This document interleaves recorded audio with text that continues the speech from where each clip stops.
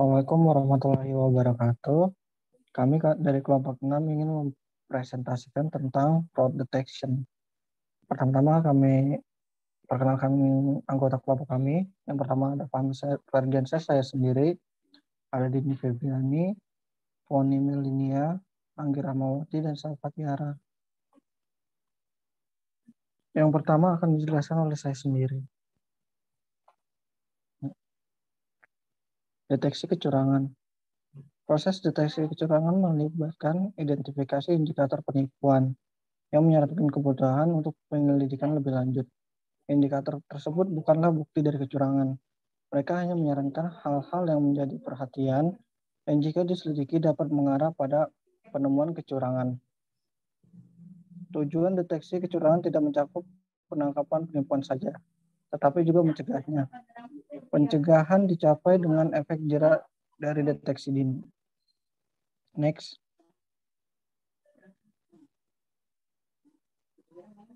Cara kecurangan pekerjaan ditemukan. Yang pertama, ada penemuan kecurangan dari tips dan hotline. Tips itu datang dari karyawan, pelanggan, vendor, dan sumber anonim. Oleh karena itu, penting bagi perusahaan untuk memiliki sistem formal di tempat yang mendorong mereka. Salah satu sistem tersebut termasuk hotline. Hotline bisa datang dalam berbagai bentuk. Yang pertama, hotline telepon. Hotline telepon adalah saluran telepon yang didedikasikan untuk menerima tips. Tips itu sendiri adalah orang yang memberikan upah kepada orang lain yang telah memberikan informasi sesuai yang kita butuhkan. Yang kedua ada hotline dalam bentuk situs web. Hotline juga bisa ada dalam bentuk situs web atau bahkan alamat email sederhana yang didedikasikan untuk menerima tips dan laporan penipuan. Situs web memberikan keterangan rahasia 3 pilihan yang berkaitan dengan pengungkapan identitas mereka. Yang pertama, kerahasiaan dan anonimitas tidak diminta. Jika perlu, penyidik dapat hubungi keterangan rahasia untuk informasi tambahan, dan keterangan rahasia tidak membatasi pelepasan informasi kontaknya. Yang kedua, kerahasiaan diminta penyelidik. Dapat menghubungi keterangan rahasia untuk informasi tambahan, tetapi nama pemberi informasi rahasia harus tetap dirahasiakan dan tidak dibagikan keluar dari kantor Inspektur Jenderal. Kebijakannya adalah untuk menghormati permintaan kerahasiaan dan tidak merilis data apapun yang akan mengidentifikasi individu tersebut, kecuali diharuskan melakukan berdasarkan perintah hukum. Next. Anonimitas diminta.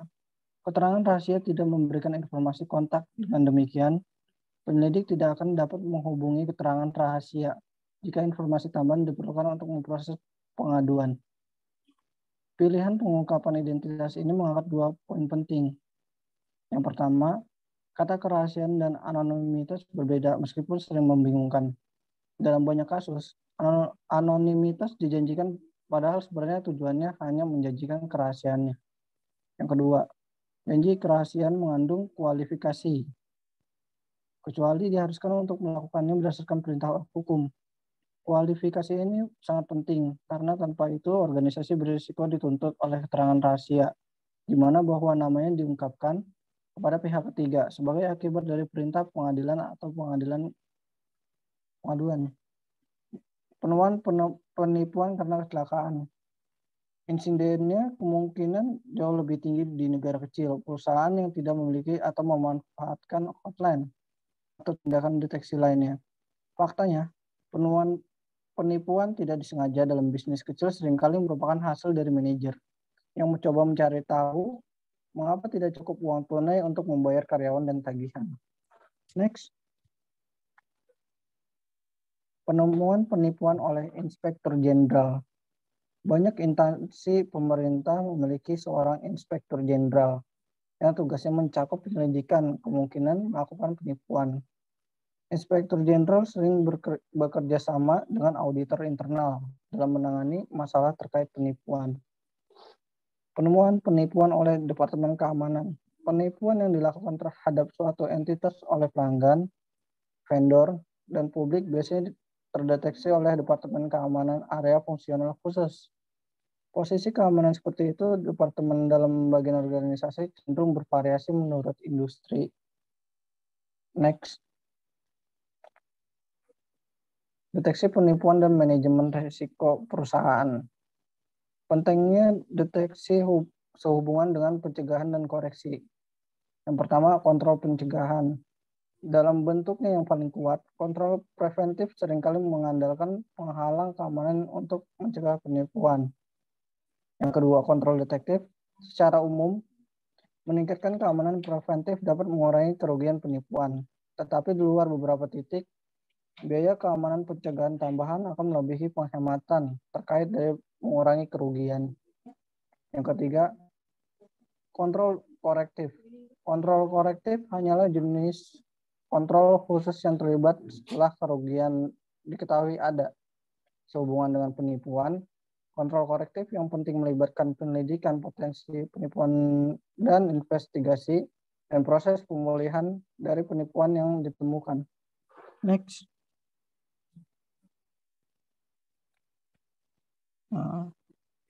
Penipuan versus kesalahan, pemborosan, dan inefisiensi. Tidak pernah ada jaminan bahwa menyelidiki indikator penipuan akan mengarah pada penemuan tipuan. Tergantung pada situasinya. Penyelidikan mungkin tidak menghasilkan apa-apa, atau penemuan kerugian karena kesalahan, pemborosan, inefisiensi, atau bahkan kejadian tidak terkendali. Desain sistem deteksi penipuan yang optimal. Untuk merugi, harus mempertimbangkan total biaya pencegahan, deteksi, dan koreksi yang terkait dengan sistem. Kita juga harus mempertimbangkan biaya kerugian yang terkait dengan pengoperasian sistem. Skenario biaya alternatif. Salah satu skenario biaya yang sangat sederhana melibatkan kasus di mana biaya investigasi diperbaiki rentang volume yang luas. Next. Definisi indikator fraud. Indikator komposit. Pendekatan tipikal adalah mendefinisikan indikator nomor tunggal yang dihitung dari formulator. Indikator komposit adalah pendekatan yang sangat umum digunakan untuk pengukuran risiko. Indikator faktor tunggal. Indikator penipuan faktor tunggal hanyalah kasus khusus dari komposit indikator.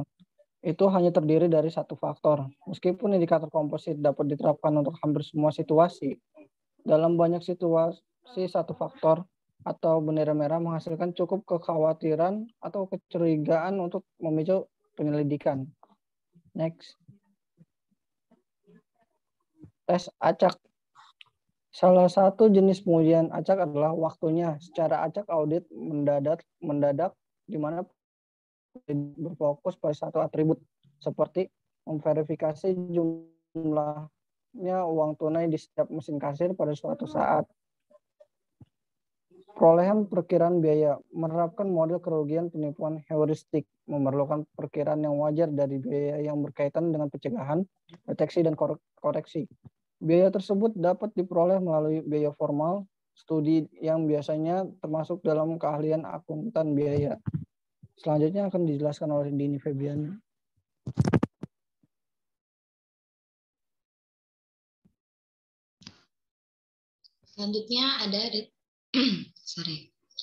Selanjutnya ada deteksi penipuan berdasarkan data. Deteksi penipuan berbasis data melibatkan proses formal memilah-milah data untuk mencari indikator penipuan. Itu bergantung pada 4 sumber data umum. Yang pertama, data pengendalian internal. Kedua, dasar tip dan hotline. Ketiga, pelanggaran keamanan. Yang terakhir, tip, data, pola, dan hotline. Sumber data kontrol internal, indikator penipuan dihasilkan oleh pelanggaran pengendalian internal dasar yang mencakup hal-hal sebagai berikut. Misalnya yang pertama, kegagalan rekonsiliasi. Maksudnya, rekonsiliasi bank menghasilkan deposit pencatatan bank yang tidak sesuai dengan simpanan percatatan akuntansi. Yang kedua, ada mengontrol kegagalan total. Misalnya, jumlah yang diposting ke piutang tidak sesuai dengan total penerimaan penjualan. Yang ketiga, ada transaksi pengecualian. Misalnya, seseorang pelanggan diperbolehkan untuk melebihi batas kreditnya. Dan terakhir, kesalahan yang terlihat. Misalnya, petugas melakukan kesalahan dalam pengisian slip setoran perusahaan menyadari kesalahan tersebut ketika bank mengirimkan koreksi kepada pengontrol memo. Next. Kedua, ada data pelanggaran keamanan. Pelanggaran keamanan dapat diakibatkan oleh pelanggaran akses keamanan dan pelanggaran protokol keamanan. Pelanggaran akses keamanan terjadi ketika seorang individu mengakses beberapa sumber daya entitas tanpa terlebih dahulu diberikan hak istimewa yang cukup untuk melakukannya. Misalnya, yang pertama, pelanggan memasuki area penyimpanan inventaris yang aman. Kedua, petugas akuntansi melakukan setoran bank untuk kasir ketika kasir terlalu sibuk untuk melakukan tugasnya. Petugas seharusnya tidak memiliki akses ke uang tunai. Selanjutnya, pelanggaran protokol keamanan melibatkan kegagalan untuk mengamati kontrol dan kebijakan keamanan. Contohnya, yang pertama, seorang juru tulis melewatkan prosedur normalnya dalam memeriksa ulang kartu waktu. Yang kedua, petugas inventaris gagal mencatat inventaris baru yang diterima. Yang terakhir, seorang petugas pinjaman menyetujui pinjaman tanpa tinjauan yang cermat. Next. Selanjutnya ada data pola. Terkadang, data dari tip, counter internal, dan pelanggaran keamanan tidak cukup untuk memberi sinyal tipuan. Sistem pemantauan normal dapat gagal karena kesalahan acak atau celah di pengendalian, proses pemantauan, atau proses pelaporan. Selanjutnya, penipuan standar indikator juga bisa gagal karena penipu sengaja menghindarinya dengan memanipulasi data yang biasanya digunakan untuk menandakan kemungkinan penipuan. Contoh manipulasi data pola yang pertama, pemalsuan catatan dan persediaan. Misalnya, kekurangan dalam akun persediaan dapat ditutup-tutupi dengan memasukkan jumlah persediaan. Kedua, manipulasi perangkat lunak, misalnya, seorang peretas membobol pembukuan perusahaan, sistem, dan menginstal patch program yang mengesampingkan penagihan untuk akun pembeliannya. Next. Selanjutnya ada langkah-langkah membangun sistem deteksi penipuan. Membangun sistem deteksi penipuan melibatkan berbagai langkah. Ini termasuk analisis risiko, termasuk analisis ancaman dan kerentanan, eksploitasi pengetahuan ahli, pengetahuan penemuan, penilaian, dan implementasi. Yang pertama ada analisis risiko dan pengembangan pengendalian. Deteksi penipuan adalah bagian dari proses IRM yang lebih besar. Itu harus dipertimbangkan bersama-sama dengan biaya pencegahan dan koreksi. Untuk mengembangkan penipuan sistem deteksi, kontrol dasar sudah harus ada. Kemungkinan pelanggaran ini, kontrol dapat berfungsi sebagai titik awal untuk mengidentifikasi indikator penipuan. Yang kedua ada eksploitasi pengetahuan ahli basis data indikator dan deteksi penipuan. Aturan harus dikembangkan berdasarkan set kontrol internal yang ada. Langkah-langkah keamanan, daftar periksa audit, literatur profesional, dan sebagainya. Indikator individu bisa diberikan tingkat keparahan. Basis data aturan dapat dimasukkan langsung ke dalam deteksi penipuan perangkat lunak. Misalnya, database aturan dapat dikembangkan menggunakan ASL bahasa script. Yang terakhir ada penemuan pengetahuan indikator, dan aturan tambahan dapat ditemukan melalui brainstorming, tinjauan proses bisnis, dan penambangan data. Proses penambangan data melibatkan 5 langkah. Yang pertama ada pengambilan sampel, eksplorasi, modifikasi, pemodelan, dan penilaian. Next. Investigasi penipuan dan keterlibatan proses. Ada 4 langkah. Yang pertama proses keterlibatan, kedua proses pengumpulan bukti, ketiga proses pelaporan, dan yang terakhir proses pemulihan kerugian. Next. Proses investigasi penipuan atau proses keterlibatan adalah serangkaian langkah yang dimulai dengan penyidik terlebih dahulu kontak dengan kasus ini dan diakhiri dengan kesepakatan lengkap mengenai investigasi penipuan, pelayanan yang akan diberikan penyidik. Selanjutnya akan dijelaskan oleh Poni Melian. Baik, untuk selanjutnya ada proses pengumpulan bukti. Proses pengumpulan bukti melibatkan berbagai langkah di mana bukti yang mendukung tujuan dan ruang lingkup penyelidikan dikumpulkan. Pengumpulan bukti didasarkan pada pendekatan teori penipuan. Pendekatan teori penipuan investigasi mengikuti 4 langkah yang berbeda. Yang pertama ada menganalisis data, kedua ada membuat hipotesis tentang kemungkinan penipuan, ketiga ada uji hipotesis, dan yang terakhir ada perbaiki dan mengubah hipotesis. Hipotesis yang disempurnakan dan diubah kemudian tunduk pada tambahan pengujian dan penyempurnaan lebih lanjut dan amandemen. Lalu selanjutnya ada 4 jenis bukti yang dikumpulkan dalam proses pengumpulan bukti. Yang pertama ada bukti fisik, kedua ada bukti dokumenter, ketiga ada bukti observasional, dan yang terakhir ada bukti wawancara. Dan dalam proses wawancara diambil untuk penyelidik yang berada di jauh. Lalu selanjutnya ada proses pelaporan. Proses pelaporan melibatkan mendokumentasikan dan meringkas hasil penipuan penyelidikan. Di dalam proses penipuan ada proses pemulihan kerugian. Proses pemulihan kerugian melibatkan litigasi perdata dan pidana, kesaksian ahli, dan koleksi asuransi. Lalu selanjutnya ada proses keterlibatan penipuan. Proses keterlibatan penipuan dimulai dengan kontak pertama penyidik dengan kasus dan diakhiri dengan kesepakatan lengkap mengenai layanan yang akan diberikan oleh penyidik penipuan. Dalam proses keterlibatan penipuan, ada 6 langkah. Yang pertama ada membuat laporan insiden, kedua ada melakukan pemberitahuan dan evaluasi awal, ketiga ada mempertimbangkan masalah hukum, keempat ada mengevaluasi pertimbangan mitigasi kerugian dan pemulihan, dan yang kelima ada menentukan ruang lingkup, tujuan, dan biaya penyelidikan. Dan yang terakhir ada membuat surat perikatan atau memorandum. Selanjutnya, ada buat laporan insiden dan file kasus. Hal pertama yang terjadi ketika indikator penipuan memberi sinyal kemungkinan penipuan adalah pembuatan beberapa jenis laporan insiden yang berisi informasi awal yang digunakan untuk membenarkan penyelidikan. Cakupan dan kedalam laporan insiden tergantung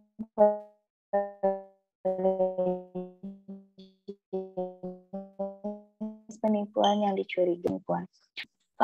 Dalam membuat laporan insiden dan file kasus ada 3 tujuan utama. Yang pertama, untuk menyediakan organisasi yang diperlukan untuk mengelola dan kasus sebagaimana mestinya. Contohnya kayak yang kasus yang terungkap.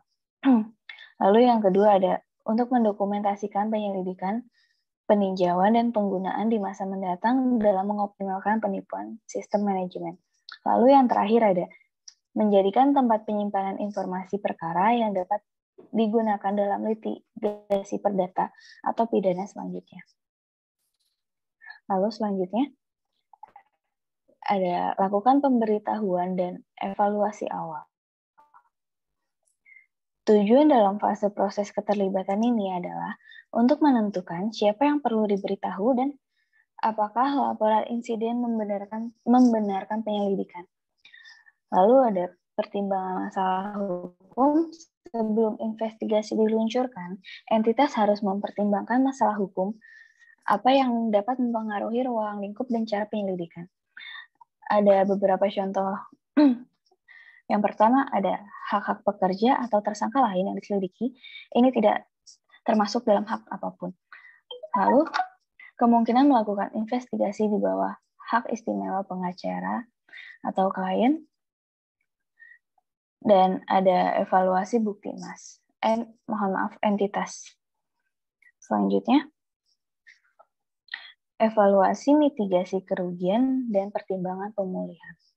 Entitas harus mempertimbangkan setiap langkah segera yang mungkin diperlukan untuk mengurangi kerugian terkait dengan penipuan dan pada akhirnya pemulihan kerugian dari asuransi dan melalui sistem yang legal.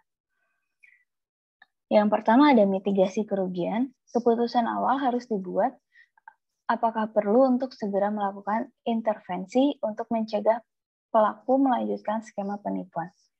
Dalam pengaturan pekerjaan, entitas mungkin memiliki beberapa pilihan. Ada 4 pilihan. Yang pertama ada segera memecat karyawan. Yang kedua ada perubahan tanggung jawab pekerjaan karyawan. Yang ketiga ada menempatkan karyawan pada cuti administrasi. Dan yang terakhir ada mengizinkan karyawan untuk melanjutkan posisinya saat ini. Lalu investigasi oleh pemeriksa penipuan independen dapat memakan waktu dan mahal karena ada 2 alasan. Yang pertama ada prinsip pembuktian terbalik, lalu yang kedua ada kebutuhan untuk merekonstruksi obat-obatan catatan keuangan. Lalu selanjutnya, di pengadilan selalu ada 2 sisi cerita, dengan penggugat atau jaksa mengambil salah satu pihak, yang tergugat mengambil yang lainnya. Penyelidik tidak hanya harus berusaha untuk membuktikan bahwa suatu penipuan telah terjadi, juga mencoba untuk membuktikan bahwa itu tidak. Maka penyidik sedapat mungkin harus mempertimbangkan dan mengesampingkan semua bukti yang akan mendukung argumen. Beberapa pertahanan standar termasuk yang berikut. Ada 7 pertahanan standar. Yang pertama, orang lain yang melakukannya. Kedua, dilakukan sebelum atau sesudah tersangka bekerja pada entitas tersebut. Yang ketiga, ada yang salah dengan perangkat lunak komputer. Keempat, seandainya pemeriksa penipuan meninjau 100% transaksi, kekurangan yang jelas akan dipertanggungjawabkan. Kelima, masalahnya hanyalah kesalahan, bukan pendapatan palsu. Yang keenam ada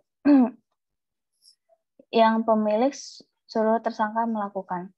Yang ketujuh ada seorang hacker yang melakukan. Selanjutnya ada pemulihan asuransi. Isu kedua yang berkaitan dengan pemulihan melibatkan pengumpulan asuransi untuk menutupi kerugian. Pertama, keputusan harus dibuat. Apakah perlu segera melaporkan kerugian kepada penanggungnya? Lalu yang kedua ada polis asuransi, biasanya mengharuskan pemegang polis untuk menggunakan semua cara yang masuk akal untuk mengurangi kerugian. Lalu ada pemulihan melalui litigasi. Pemulihan terkadang dapat dilakukan melalui litigasi pidana atau perdata. Di dalam beberapa distrik, pengadilan memerintahkan restitusi oleh pengadilan untuk dibagikan kepada korban. Pemulihan juga dapat dilakukan dengan menggugat penipu di peradilan perdata. Pencarian catatan publik terkadang dapat menunjukkan bahwa penipu memiliki aset yang dapat ditargetkan dalam gugatan. Selanjutnya, satu perhatian, penyidik tidak boleh memberitahu penipu untuk melakukan restitusi atau dia akan melaporkannya penipu ke penegak hukum. Tuntutan tersebut dapat menempatkan penyidik pada posisi melakukan tindak pidana pemerasan. Selanjutnya, tentukan tujuan, ruang lingkup, dan biaya investigasi. Investigasi penipuan dapat memiliki banyak tujuan selain menangkap dan menghukum pelaku penipuan. Selain itu, hukuman bahkan mungkin menjadi tujuan yang paling tidak penting dalam situasi tertentu. Ada 6 kemungkinan tujuan. Yang pertama ada hentikan penipuan agar tidak berlanjut. Yang kedua ada identifikasi kerugian untuk tujuan asuransi. Yang ketiga ada investigasi kerugian untuk tujuan perpajakan. Yang keempat ada contoh penipu. Yang kelima ada minimalkan pengungkapan yang memalukan di media. Dan yang terakhir ada menemukan kelemahan dalam sistem pengendalian internal. Selanjutnya, ada buat surat perikatan atau memorandum. Surat perikatan diperlukan jika penyidik mewakili pemeriksa penipuan independen atau kantor akuntan. Sebuah memorandum juga diperlukan jika penyidik sedang melakukan penyelidikan internal. Memorandum mirip seperti surat perikatan. Tujuan umum surat perikatan untuk menetapkan layanan yang akan diberikan, tujuan dan ruang lingkup penyelidikan, metode yang akan digunakan, sumber daya yang diperlukan, tanggung jawab masing-masing pihak, dan dasar metode yang akan digunakan untuk membebankan biaya dan pengeluaran profesional, serta sarana untuk menyelesaikan perselisihan. Di dalam surat perikatan yang pertama ada layanan yang akan disediakan. Layanan yang jelas akan diberikan adalah investigasi penipuan. Penyelidik independen tidak menarik kesimpulan tentang bersalah atau tidaknya dua orang alasan utama. Lalu selanjutnya yang kedua, ada tujuan dan ruang lingkup investigasi. Ruang lingkup penyelidikan berfungsi untuk membatasi luasnya penyelidikan. Untuk misalnya penyelidikan Departemen Perbendaharaan dapat dibatasi pada kegiatan tertentu seperti pembelian obligasi dan untuk jangka waktu yang tertentu. Metode yang ketiga ada metode yang digunakan, seperti mencakup review dokumen, wawancara dengan karyawan, pengawasan diam-diam terhadap karyawan, vendor, dan pelanggan, ulasan tentang komputer catatan, dan konfirmasi tertulis dari akun.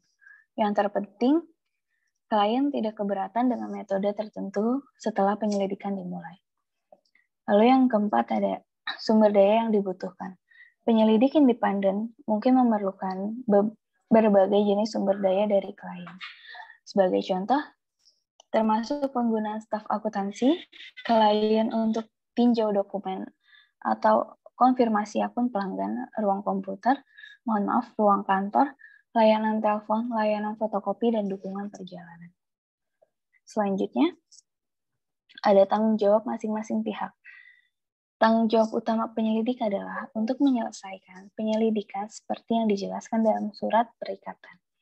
Bagian surat ini harus dengan jelas menyatakan bahwa biaya untuk investigasi sama sekali tidak bergantung pada hasil investigasi. Lalu ada dasar dan metode yang digunakan untuk membebankan biaya profesional.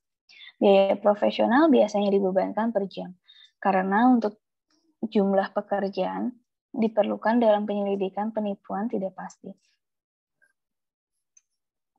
Bagian dari surat ini harus menunjukkan frekuensi biaya penagihan, misalnya pada jangka waktunya setiap bulan. Selanjutnya ada sarana untuk menyelesaikan perselisihan. Untuk menghindari biaya hukum yang berlebihan dan publisitas publik yang merugikan, termasuk ketentuan yang mengharuskan setiap perselisihan diselesaikan dengan berbagai bentuk arbitrase. Untuk selanjutnya dijelaskan oleh Anggi Rahmawati.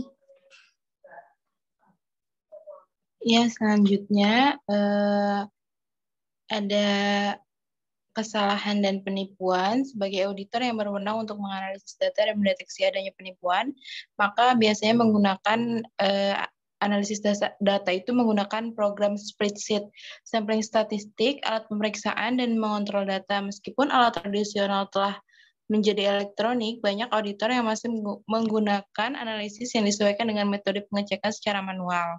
Metode manual ini lebih cocok untuk menemukan kesalahan daripada penipuan. Kesalahan akuntansi disebabkan oleh kurangnya pengecekan yang teliti. Beberapa masalah dalam sistem yang disebabkan oleh kegagalan dalam sistem, prosedur, dan kebijakan. Kemudian ada audit sampling dan penipuan. Sampling statistik telah menjadi prosedur audit standar. Sampling sering menjadi subjek dari seluruh bab dalam melakukan pengauditan. Ini adalah prosedur analisis yang efektif untuk menemukan kesalahan rutin yang tersebar di seluruh kumpulan data. Pemeriksa penipuan harus mengambil yang berbeda pendekatan. Adapun analisis populasi merupakan metode yang disukai dalam investigasi penipuan.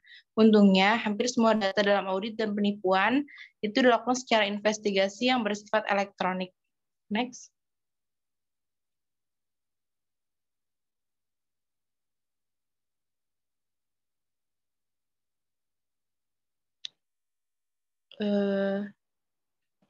Kemudian di sini ada proses analisis data. Analisis data untuk mendeteksi penipuan ini memerlukan re-engineered metode untuk menjadi efektif. Hanya menerapkan teknik berbasis sampling untuk populasi penuh harus dianggap sebagai pendekatan optimal. Penyelidik penipuan harus siap untuk mempelajari metodologi baru, alat perangkat lunak, dan teknik analisis untuk hasil yang memanfaatkan metode yang berorientasi pada data. Deteksi berbasis data pada dasarnya adalah pendekatan hipotesis. Peneliti membuat hipotesis dan tes untuk melihat mana yang didukung oleh data. Langkah-langkah mendeteksi adanya penipuan, yang pertama itu memahami bisnis, kemudian mengidentifikasi adanya kemungkinan penipuan yang terjadi, kemudian yang ketiga itu ada memahami adanya gejala penipuan. Langkah-langkah teknologi yaitu ada gunakan teknologi untuk mengumpulkan data tentang gejala penipuan, kemudian ada menganalisis hasil dari penipuan, kemudian menyelidiki gejala yang terjadi dengan cara melakukan pendeteksian sesuai dengan prosedur. Next.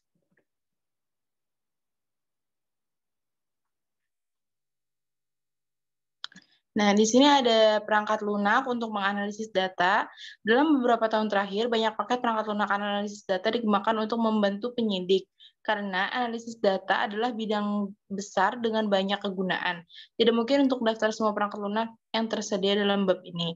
Namun, beberapa paket perangkat lunak banyak digunakan oleh auditor dan peneliti untuk analisis data. Ini termasuk ACL, Audit Analytics, adalah salah satu yang paling banyak digunakan analisis platform. Kemudian yang kedua itu ada Caseware Idea, adalah teknologi utama ACL kompetitor. Kemudian yang ketiga itu ada Microsoft Office plus Active Data. Paket perangkat lunak lainnya termasuk SAS dan SPSS, program analisis statistik dengan penipuan yang tersedia. Modul bahasa pemrograman tradisional seperti Spark, Python, Ruby, Visual Basic, dan spesialisasi lainnya platform penambangan data. Next. Kemudian di sini ada akses data. Langkah-langkah yang paling penting dan seringkali paling sulit dalam analisis data itu mengumpulkan data yang tepat di sebelah kanan format selama periode yang tepat. Seringkali hanya mendapatkan pemahaman tentang data yang tersedia dapat menjadi tugas yang menakutkan bagi penyidik, yakni adanya kendala biaya dan waktu. Mereka yang menginginkan untuk melakukan analisis data yang berkualitas didorong untuk mempelajari platform Microsoft Access dengan membaca tutorial online, mengambil kelas database entry level, atau membeli buku bantuan. Sistem perencanaan sumber daya perusahaan ERP seperti SAP adalah sumber data umum lainnya di banyak organisasi. Sistem ini umumnya menggunakan data yang paten. Adapun struktur yang menghalangi penggunaan SQL langsung yaitu teknik umum dengan sistem ERP adalah mengekspor data ke gudang data custom. Next. Kemudian di sini ada Open Database Connectivity, ODBC adalah standar.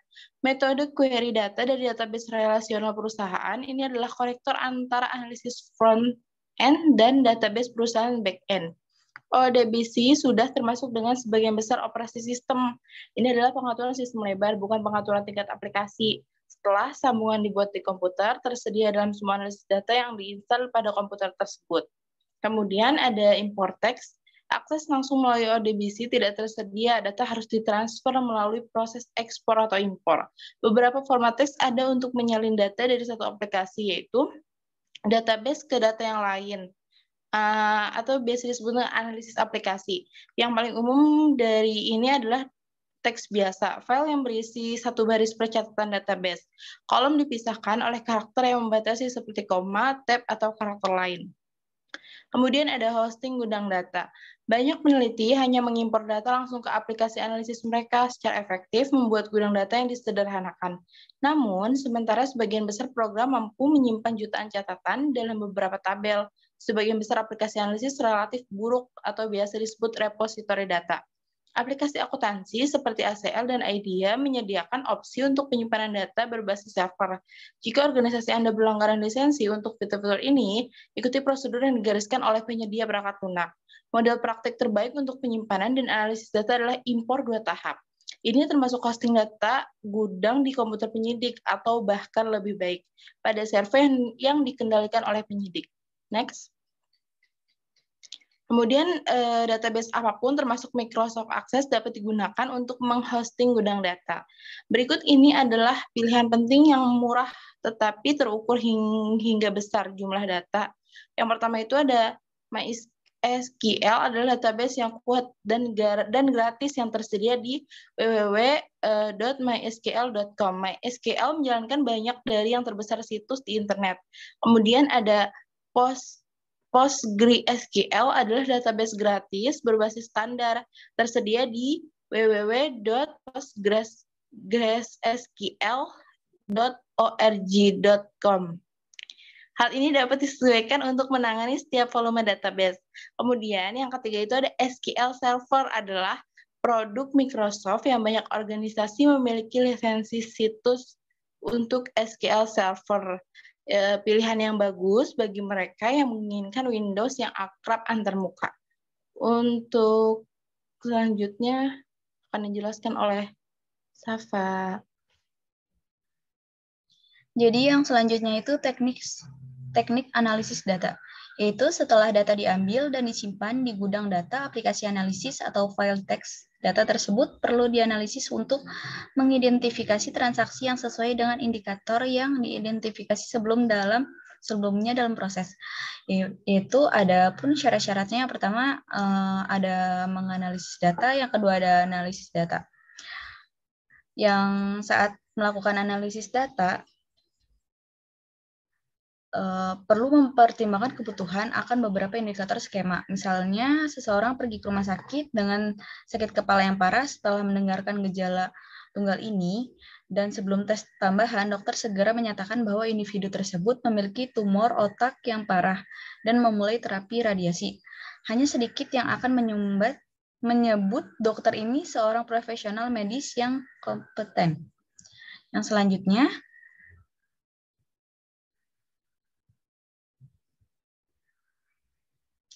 selanjutnya ada persiapan data.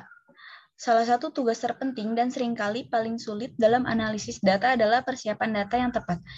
Ini termasuk konversi tipe dan memastikan konsistensi nilai. Penyelidikan harus memastikan bahwa kolom angka diketik dengan benar sebagai angka dan kolom teks diketik dengan benar sebagai teks.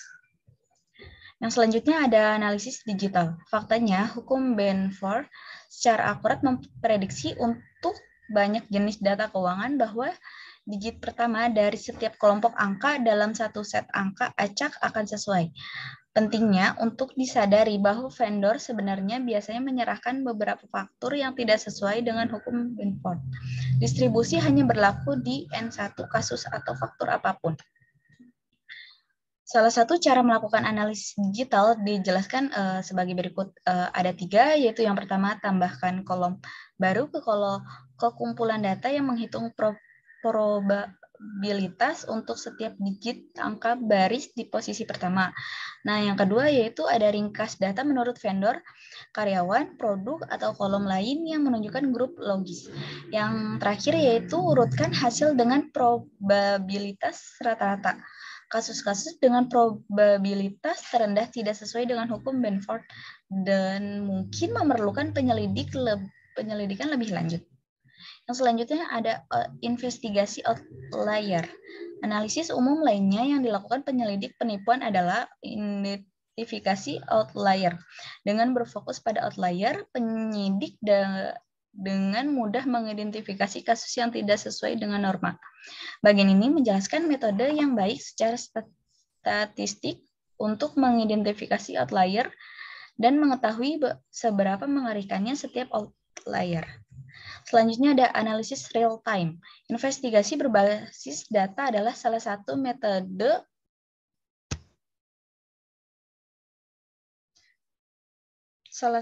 metode paling ampuh untuk menemukan penipuan. Biasanya dilakukan selagi investigasi atau audit berkala, tetapi dapat diintegrasikan langsung ke dalam sistem yang ada untuk melakukan analisis transaksi secara real-time. Analisis real-time mirip dengan kontrol akuntansi tradisional karena bekerja pada waktu transaksi. Adalah teknik yang berbeda karena secara khusus menganalisis setiap transaksi untuk penipuan. Selanjutnya, menganalisis laporan keuangan. Analisis berbasis data pada tingkat laporan keuangan yang sangat diringkas juga berguna dan penting, terutama dalam audit eksternal. Bagian ini menyajikan jenis khusus analisis berbasis data yang menargetkan penipuan dalam laporan keuangan. Yang selanjutnya ada analisis real time.